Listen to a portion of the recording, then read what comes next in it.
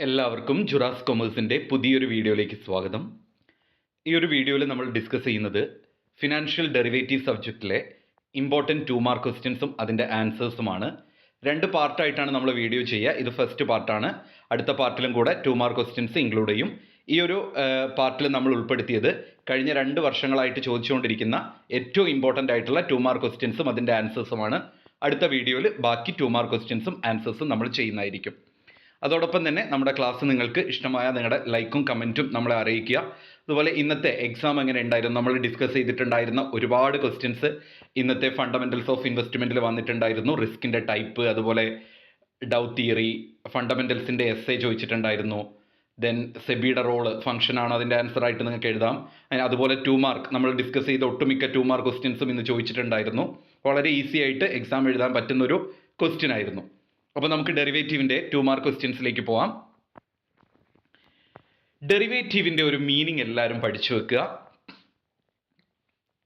Derivative are instrument for hedging risk reduce ചെയ്യാൻ അല്ലെങ്കിൽ risk eliminate ചെയ്യാൻ വേണ്ടിയിട്ട് ഉപയോഗിക്കുന്ന ഒരു ഇൻസ്ട്രുമെൻറ്റിനെയാണ് ഡെറിവേറ്റീവ് എന്ന് പറയുന്നത്. അപ്പോൾ derivative are the instrument for hedging risk. ആ ഒരു പേര് നിങ്ങൾ ഓർത്ത് വെക്കുക, ആ ഒരു term. It's value derived from underlying asset. മറ്റൊരു അസറ്റിൽ നിന്നായിരിക്കും അതിൻ്റെ വാല്യൂ ഡിറൈവ് ചെയ്യുന്നത്. അപ്പോൾ ഹെഡ്ജിങ് റിസ്ക്കും അണ്ടർലൈങ് അസറ്റും നിങ്ങളുടെ ആൻസറിൽ ഉണ്ടായിരിക്കണം. ഡെറിവേറ്റീവ് അത്രയ്ക്കും ഇമ്പോർട്ടൻ്റ് ആണ്. അതുകൊണ്ട് തന്നെ ഡെറിവേറ്റീവിൻ്റെ മീനിങ് എല്ലാവരും പഠിച്ചു വെക്കണം. ഡെറിവേറ്റീവ്സ് എന്ന് പറയുന്നത്, derivatives are the instrument of hedging risk hedge ചെയ്യാനുള്ള ഒരു ഇൻസ്ട്രുമെൻറ്റും അതോടൊപ്പം തന്നെ അണ്ടർലൈങ് അസറ്റിൽ നിന്നായിരിക്കും അതിൻ്റെ വാല്യൂ ഡിറൈവ് ചെയ്യുന്നത്. ഇനി ഡെറിവേറ്റീവ് മാർക്കറ്റ് ഏറ്റവും സിമ്പിളായിട്ട് പറയുകയാണെങ്കിൽ it is a place where derivatives are traded. അതായത് ഡെറിവേറ്റീവ് ബൈ ചെയ്യുകയും സെയിൽസ് നടത്തുകയും ചെയ്യുന്ന ആ ഒരു മാർക്കറ്റിനെയാണ് ഡെറിവേറ്റീവ് മാർക്കറ്റ് എന്ന് പറയുന്നത്. അതായത് ഡെറിവേറ്റീവ് എവിടെയാണോ ട്രേഡ് ചെയ്യുന്നത് ആ ഒരു പ്ലേസിനെയാണ് ഡെറിവേറ്റീവ് മാർക്കറ്റ് എന്ന് പറയുന്നത്. It is A market four derivatives. അത് എന്തിനുള്ള മാർക്കറ്റാണ്? ഡെറിവേറ്റീവ്സിനുള്ള മാർക്കറ്റാണ്. അപ്പോൾ ഇത് റിപ്പീറ്റ് ചെയ്ത് പറയണ്ട. ഡെറിവേറ്റീവും പഠിച്ചു, നമ്മൾ ഡെറിവേറ്റീവ് മാർക്കറ്റും പഠിച്ചു. ഡെറിവേറ്റീവ് എന്ന് പറഞ്ഞു കഴിഞ്ഞാൽ എന്തായിരുന്നു? ഹെഡ്ജിങ് ഫോർ റിസ്ക്കും അണ്ടർലൈങ് അസറ്റും. ആ 2 ടേം ഓർത്ത് വെച്ചാൽ മതി. ഡെറിവേറ്റീവ് മാർക്കറ്റ് എന്ന് പറയുമ്പോൾ it is a place where derivatives are traded. Derivatives trade നടത്തുന്ന, വ്യാപാരം നടത്തുന്ന മാർക്കറ്റാണത്. ദെൻ ഹെഡ്ജിങ് ഒരൊറ്റ വേർഡിൽ ഓർത്ത് വെച്ചോളൂ. It means eliminating or reducing risk eliminate ചെയ്യാനോ അല്ലെങ്കിൽ റെഡ്യൂസ് ചെയ്യാനോ ഉപയോഗിക്കുന്ന ആ ഒരു ടെക്നിക്കിനെയാണ് ഹെഡ്ജിങ് എന്ന് പറയുന്നത്. അപ്പോൾ hedging means eliminating or reducing risk eliminate ചെയ്യാനോ അല്ലെങ്കിൽ റിസ്ക് റെഡ്യൂസ് ചെയ്യാനോ ഉപയോഗിക്കുന്ന ആ ഒരു ടെക്നിക്കാണ് ഹെഡ്ജിങ്. അപ്പോൾ ഹെഡ്ജിങ് എന്ന് കേൾക്കുമ്പോൾ risk elimination, hedging is equal to risk elimination എന്ന് ഓർത്താൽ മതി. അടുത്തത് ഹെഡ്ജർ. ആരാണ് ഹെഡ്ജർ? ഒരു വർഷം ചോദിച്ചിട്ടുണ്ട്. അപ്പോൾ ഹെഡ്ജിങ് നമുക്കറിയാം എലിമിനേറ്റിംഗ് റിസ്ക് ആണെന്ന്. അപ്പോൾ hedger are those who are enter into the derivative contract for eliminating risk eliminate ചെയ്യാൻ വേണ്ടിയിട്ട് ഡെറിവേറ്റീവ് കോൺട്രാക്റ്റിൽ എൻ്റർ ചെയ്തിട്ടുള്ള ആളെയാണ് നമ്മൾ എന്ത് പറയുന്നത്? ഹെഡ്ജർ എന്ന് പറയുന്നത്. അടുത്തതാണ് speculator are those who are willing to take risk. Hedger risk eliminate ചെയ്യുകയാണെങ്കിൽ സ്പെക്കുലേറ്റർ എന്താണ് ചെയ്യുന്നത്? വില്ലിംഗ് ടു ടേക്ക് റിസ്ക് ഏറ്റെടുക്കുന്നയാളെയാണ് എന്ത് പറയുന്നത്? സ്പെക്കുലേറ്റർ എന്ന് പറയുന്നത്. അടുത്തത് arbitrage are those who buy a security at lower price and sell high price in another market. ഒരു മാർക്കറ്റിൽ നിന്ന് ലോ പ്രൈസിന് സെക്യൂരിറ്റി വാങ്ങിയിട്ട് ഹൈ പ്രൈസിന് മറ്റൊരു മാർക്കറ്റിൽ വിൽക്കുന്നയാളെയാണ് ആർബിട്രേജേഴ്സ് എന്ന് പറയുന്നത്. അപ്പോൾ 3 ടേം നമ്മൾ പഠിച്ചു. ഹെഡ്ജേഴ്സും സ്പെക്കുലേറ്റേഴ്സും ആർബിട്രേജേഴ്സും. സ്ഥിരം ക്വസ്റ്റ്യനിൽ റിപ്പീറ്റ് ചെയ്യുന്നതാണ്. ഇനി ഒരാൾക്ക് പോലും അത് അറിയാതിരിക്കരുത്. ഹെഡ്ജർ എന്ന് പറഞ്ഞാൽ റിസ്ക് എലിമിനേറ്റ് ചെയ്യുന്നയാൾ. സ്പെക്കുലേറ്റർ എന്ന് പറഞ്ഞാൽ റിസ്ക് ഏറ്റെടുക്കുന്നയാൾ, റിസ്ക് ടേക്കിംഗ്. ആർബിട്രേറ്റർ എന്ന് പറഞ്ഞു കഴിഞ്ഞാൽ ലോ പ്രൈസിന് സെക്യൂരിറ്റി വാങ്ങി ഹൈ പ്രൈസിന് മറ്റൊരു മാർക്കറ്റിൽ സെയിൽ ചെയ്യുന്നയാളാണ് ആർബിട്രേജേഴ്സ്. അടുത്തത് ക്യാഷ് മാർക്കറ്റ്. കഴിഞ്ഞ വർഷം ചോദിച്ചതാണ്. Cash market are those market where assets are bought and sold for cash കൊടുത്തുകൊണ്ട് അണ്ടർലൈങ് അസറ്റ്സുകൾ ബൈ ചെയ്യുകയും സോൾഡ് ചെയ്യുകയും ചെയ്യുന്ന ആ ഒരു മാർക്കറ്റിനെയാണ് ക്യാഷ് മാർക്കറ്റ് എന്ന് പറയുന്നത്.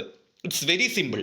ക്യാഷ് കൊടുത്തുകൊണ്ട് ബൈയിങ് ആൻഡ് സെല്ലിങ് നടത്തുന്നു അസറ്റ്, അതിനെയാണ് ക്യാഷ് മാർക്കറ്റ് എന്ന് പറയുന്നത്. ഇനി ഫോർവേഡ് കോൺട്രാക്റ്റ് എന്താണ്?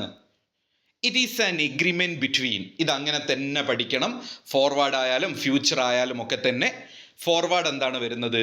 It is an agreement between two parties to buy or sell an asset at future date at a predetermined price. അതിലേറ്റവും ഇമ്പോർട്ടൻ്റ് പ്രീ ഡിറ്റർമൈൻഡ് പ്രൈസ് ആണ്. അതായത് ബാക്കി നിങ്ങൾക്ക് ഫോർവേഡിനും ഫ്യൂച്ചറിനും അതുപോലെ തന്നെ ഓപ്ഷനും ഒക്കെ സെയിം ആയിട്ട് ആദ്യത്തെ ഒരു ലൈൻ എഴുതാം.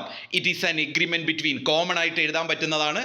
ഇതിൻ്റെ കുറേ കോമൺ ഫീച്ചേഴ്സ് ഒക്കെ വരുന്നുണ്ട്, അതൊക്കെ നിങ്ങൾ പഠിച്ചു വെച്ചാൽ മതി, എളുപ്പമാണ് അതൊക്കെ. അപ്പോൾ എന്താണ് ഫോർവേഡ്?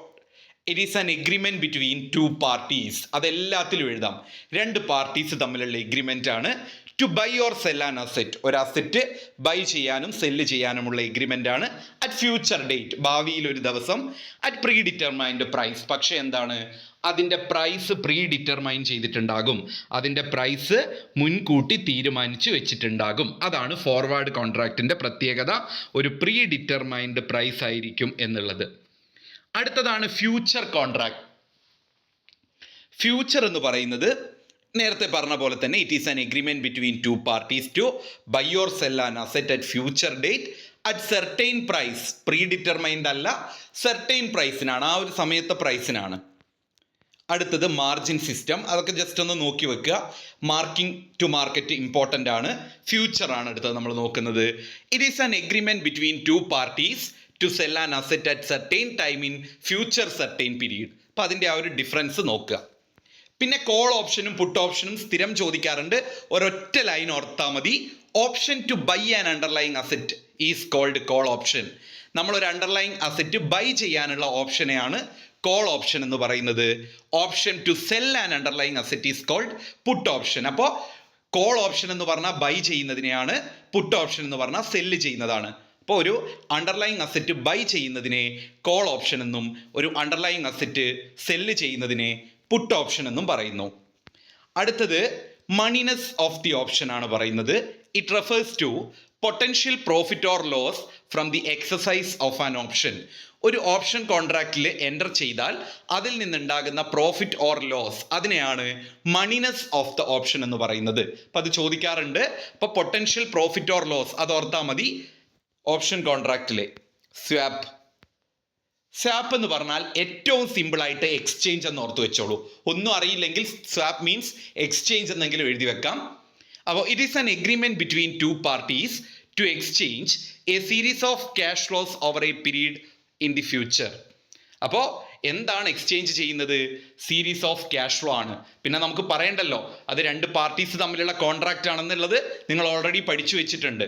അപ്പോൾ it is an agreement between two parties to exchange a series of cash flows over a period in the future.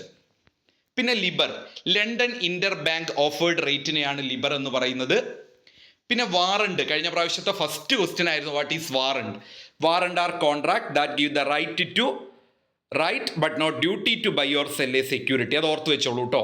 ഒരു സെക്യൂരിറ്റി ബൈ ചെയ്യാനുള്ള അല്ലെങ്കിൽ സെല്ല് ചെയ്യാനുള്ള ഡ്യൂട്ടി കൊടുക്കുന്നില്ല, പക്ഷേ അതിനുള്ള റൈറ്റ് കൊടുക്കുന്നുണ്ട്, അതിനെയാണ് വാറണ്ട്. പിന്നെ ഡെലിവറി പ്രൈസ് എന്താണെന്നുള്ളതാണ്. ഒരു അസറ്റ് മറ്റൊരു പാർട്ടിക്ക് കൊടുക്കുന്ന സമയത്ത് ഈടാക്കുന്ന പൈസയാണ് ഡെലിവറി പ്രൈസ്. പിന്നെ കറൻസി സ്വാപ്പും ഇക്വിറ്റി സ്വാപ്പും ഒന്ന് നോക്കി വെക്കണം.